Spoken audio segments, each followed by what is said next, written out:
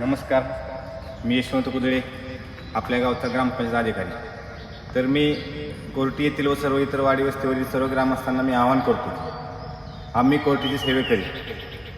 आपण दर रविवारी आपल्या गावची स्वच्छता करतो, सार्वजनिक ठिकाणी स्वच्छता करतो. तर हा रविवार आपला 7वा आहे. तर मी गावातील सर्व ग्रामस्थांना एक आवाहन करतो की आपण जर आपलं घर स्वच्छ ठेवतो तर आपलं गाव देखील स्वच्छ ठेवतं आपले कर्तव्य आहे.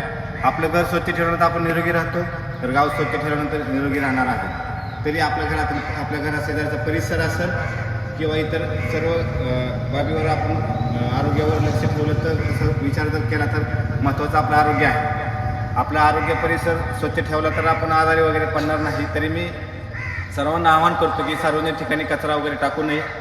ग्रामपंचायतमार्फत ज्या डस्टबिन मोठ्या संख्येने देण्यात आलेला आहे त्याचा वापर करण्यात यावा. आणि सर्वांना आवाहन करतो की हे जे श्रमदान चालू आहे त्या श्रमदानामध्ये सर्व मोठ्या संख्येने ग्रामस्थ उपस्थित राहतात. ज्येष्ठांचं मार्गदर्शन या ठिकाणी लावलं जातं. तर ज्यांना ज्यांना शक्य होत नाही त्यांनी आपल्या घराशेजारचा परिसर जरी स्वच्छ ठेवला तरी ह्या स्वच्छतेचं सार्थक होणार आहे. तरी मी सर्वांना आवाहन करतो की आपलं गाव आणि आपलं स्वच्छ सुंदर ठेवूयात. धन्यवाद. नमस्कार, मी डॉक्टर ज्ञानेश्वर दिलीप उगले, वैद्यकीय अधिकारी, प्राथमिक आरोग्य केंद्र कोर्टी.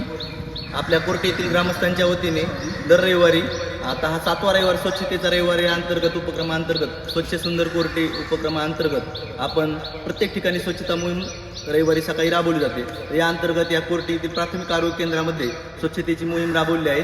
सर्व परिसराची स्वच्छता करण्यात आली आहे.